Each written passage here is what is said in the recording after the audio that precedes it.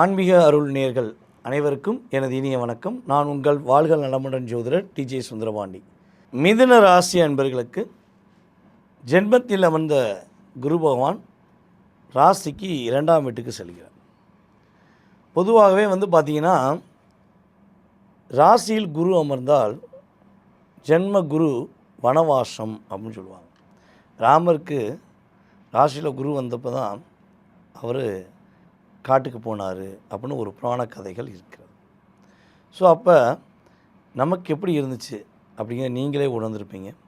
இந்த ஒரு வருட காலமாக நம்முடைய மிதுன ராசிக்காரங்க தன்னுடைய வீட்டிலையே நிலையான தன்மையில் இருக்க முடியல.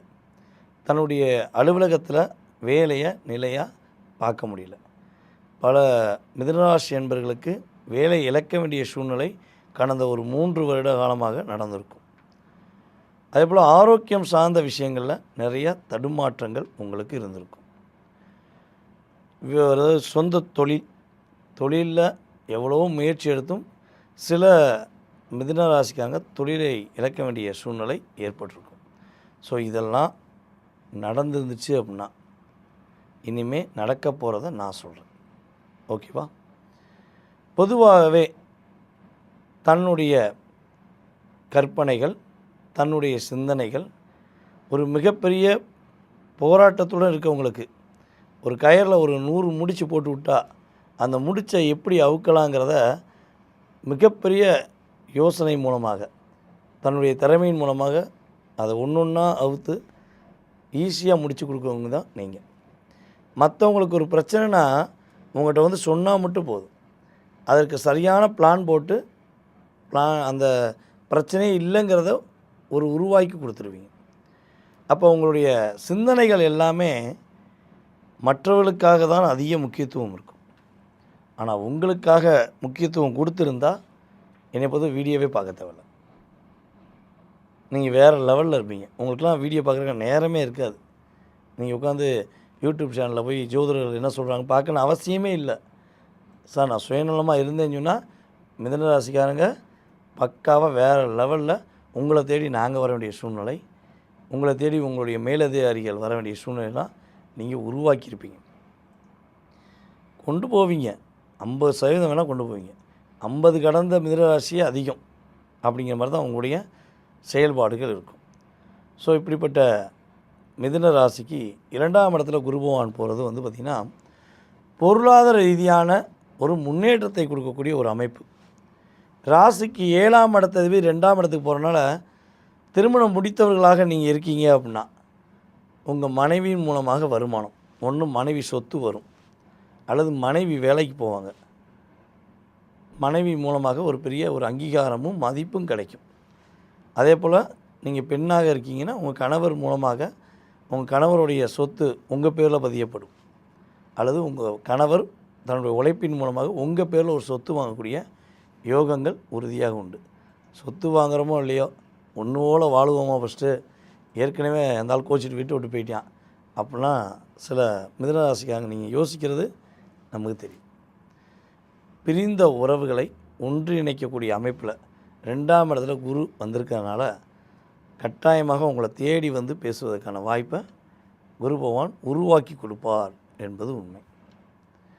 மேலும் பார்த்திங்கன்னா 2ஆம் இடத்தில் அமர்ந்திருக்க குரு பகவான் தன்னுடைய 5ஆம் பார்வை மூலமாக உங்களுடைய ராசிக்கு 6ஆம் வீட்டை பார்க்க, தன்னுடைய 7ஆம் பார்வை மூலமாக உங்களுடைய ராசிக்கு 8ஆம் வீட்டை பார்க்க, தன்னுடைய 9ஆம் பார்வை மூலமாக உங்கள் ராசிக்கு 10ஆம் வீட்டில் அமர்ந்திருக்கிற சனி பகவானை பார்க்க. அப்போ இங்கே முழுக்க என்ன விஷயம் செயல்பட போகுது இந்த குரு பயிற்சியிலனா, காசு, துட்டு, பணம், மணி இது மட்டும்தான். சந்தோஷத்துக்கு ஓரம் கட்டிட்டு பொருளாதாரத்துக்கு ஒரு பெரிய ஒரு மாற்றத்தை சந்திக்கக்கூடிய அளவுக்கு உங்களுடைய முன்னேற்றம் உறுதியாக இருக்கும். காசு இல்லைங்கிற நிலைமை கணேசனுக்கு வராது அப்படிம்பாங்கள, அதே மாதிரி தான் காசு இல்லைங்கிற நிலைமை இந்த வருடத்தில் மிதுன ராசிக்கு வராது. உங்களுக்கு தேவையான பொருளாதாரம் உங்களுக்கு வரும். வேலை அப்படின்னு சொன்னோம். அப்போ 6ஆம் இடம் தான் வேலையை குறிக்கக்கூடிய செயல்பாடு. நம்ம மிதுன ராசிக்காரங்களுக்கு நான் ஒரு சின்ன விஷயம் சொல்கிறேன். கிட்டத்தட்ட ஒரு 2, 2.5 வருடத்துக்குள்ளே நீங்கள் ஒரு 15 வருஷமாக ஒரு கம்பெனியில் வேலை பார்த்துருக்கலாம், அல்லது ஒரு 10 வருஷமாக ஒரு கம்பெனியில் வேலை பார்த்துருக்கலாம். உங்களுக்கான ஒரு அங்கீகாரத்தை எதிர்பார்த்து நீங்கள் காத்திருந்துருக்கலாம். ஆனால் அந்த வேலை எதற்காண்டி வேலையை விட்டு நீங்கள் வந்தீங்கன்னு கூட இன்னும் தெரியாமல் முடிக்க வேண்டிய சூழ்நிலை பல மிதுன ராசிக்கு இருந்திருக்கும்.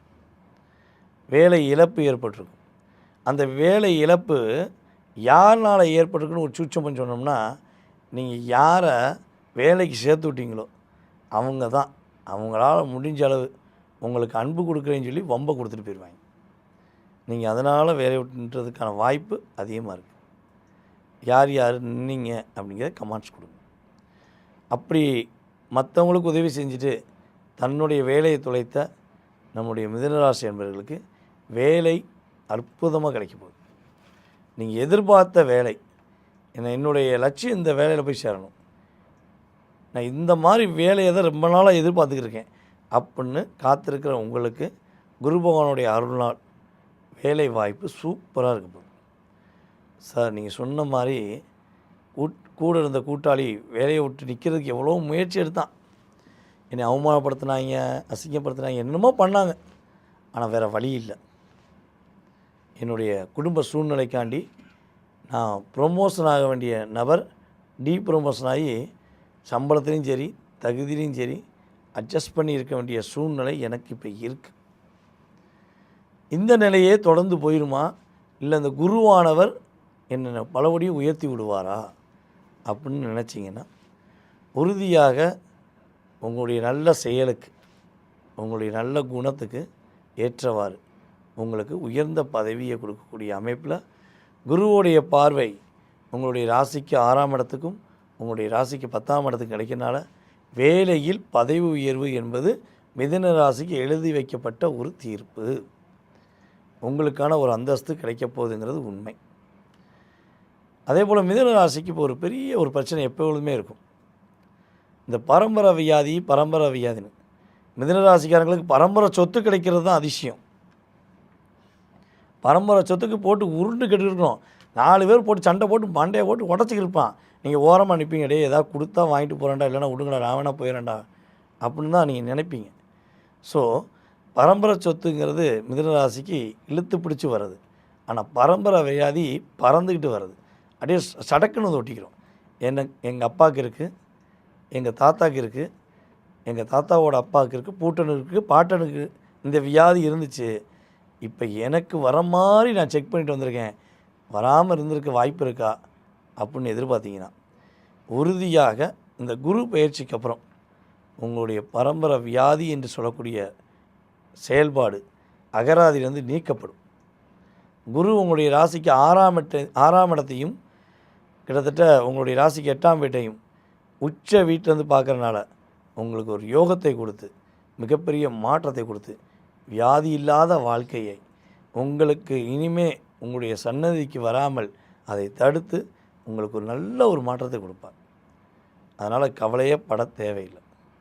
அதே போல் நம்முடைய மிதுன ராசி பெண்களுக்கு மிகப்பெரிய யோகம் கிரக ரீதியாக ஏற்பட போது கல்யாணம் முடிச்சுட்டு இந்த மாமனார் கொடுமை, மாமியார் கொடுமை, நாத்தனார் கொடுமை, கொடுமைன்னு சொல்லி கணவரால் மட்டும் இல்லாமல் அவங்க குடும்பத்தால் மிகப்பெரிய கொடுமையை சந்திக்கின்ற சகித்து கொண்டு வாழக்கூடிய நம்முடைய மிதுன ராசி பெண்ணுக்கு அவங்களுடைய அங்கீகாரம், அவங்களுடைய செயல்பாடு, அவங்களுக்கான ஒரு அந்தஸ்து கொடுக்கக்கூடிய அளவுக்கு அவங்களுக்கு பாடம் கற்றுக் கொடுத்து உங்கள்கிட்ட வந்து சாரி கேட்கக்கூடிய அளவுக்கு உங்களுடைய செயல்பாடு உயர்ந்த நிலைக்கு போகும்போது அரசாங்க வேலைக்கு காத்திருக்கிற மிதுன ராசி பெண்களுக்கு ஆண்களுக்கும் உண்டு. வேலைக்கு காத்திருக்கீங்கன்னா வேலை வாய்ப்பு உறுதியாக உண்டுங்கிறத தெளிவாக தெரிஞ்சுக்கோங்க. பொருளாதாரம் மட்டுமே அதிகமாக இயங்கும். அதை பயன்படுத்தி இன்னும் 5 வருட காலங்களில் நீங்கள் வாழக்கூடிய பொருளாதாரத்தை சேர்த்து வைக்கிறதுக்கான வாய்ப்பு கிரக ரீதியாக உண்டு. யூஸ் பண்ணிக்கோங்க. ஓகேவா? சரி, சொன்னதெல்லாம் அப்படியே நடக்கட்டும். உங்களுக்கு பிடிச்ச மாதிரி வாழ்க்கை இருக்கட்டும். இது அப்படியே கிடைக்க நீங்கள் என்ன வழிபாடு செய்யணும் அப்படின்னா, ஆஞ்சநேயர் வழிபாடு. ஆஞ்சநேயருக்கு வந்து வெற்றிலை மாலை. ஓகேவா? இந்த வெற்றிலை மாலை எப்படி இருக்குன்னா, நம்ம ஒரு சாப்பாட்டுக்கு இலை வாங்கணும், என்ன பண்ணுவோம், இலை அழகாக இருக்கான்னு ஃபஸ்ட்டு பார்ப்போம். அதுக்கப்புறம் தண்ணி எடுத்து தொளிச்சு விடுவோம். அப்புறம் தான் என்ன பண்ணுவோம், சாப்பாடே வைக்க சொல்லுவோம். அப்போ இந்த சாதாரண மனிதனாக பிறந்த நம்மளே இப்படி பார்க்கும்போது நம்முடைய வாழ்க்கையில் ஒரு மாற்றத்தை கொடுக்கக்கூடிய கடவுளுக்கு நம்ம என்ன பண்ணணும், வெற்றிலை தூய்மையாக இருக்கான்னு பார்க்கணும். இந்த ஓட்டை, உடசல், கிரிசல், கோணையாக இருக்குது, கேணையாக இருக்குது, எதையும் யூஸ் பண்ணக்கூடாது. வெத்தலை தூய்மையான வெத்தலை 21 வெற்றிலை வாங்கும்போது 40 கூட வாங்க, இல்லை 30 கூட வாங்க. ஆனால் நீங்கள் கட்ட வேண்டிய வெற்றிலை 21. மஞ்சள் நூலில் அப்படியே அற்புதமாக கோர்த்து நீங்கள் அப்படியே கொண்டு போய் ஆஞ்சநேயருக்கு உங்கள் பேரை சொல்லி அர்ச்சனை பண்ணிட்டு வாங்க. எவ்வளோ பெரிய தடையாக இருந்தாலும், எவ்வளோ பெரிய மனசில் ஒரு அழுத்தம் இருந்தாலும் அதை அப்படியே சரி செய்து உங்களுடைய வாழ்க்கையில் வெற்றியை மட்டும் கொடுப்பதற்கான வழியை ஆஞ்சநேயர் உங்களுக்கு கொடுப்பார் என்பது உண்மை. ஸோ யார் இதை செய்கிறீங்களோ அவங்களுக்கு உறுதியாக ஆஞ்சநேயருடைய சக்தி கிடைக்கும். செய்ய மனசு வந்துருச்சுனாலே கீழே கமெண்ட்ஸ் கொடுக்க மனசு வந்துடும்.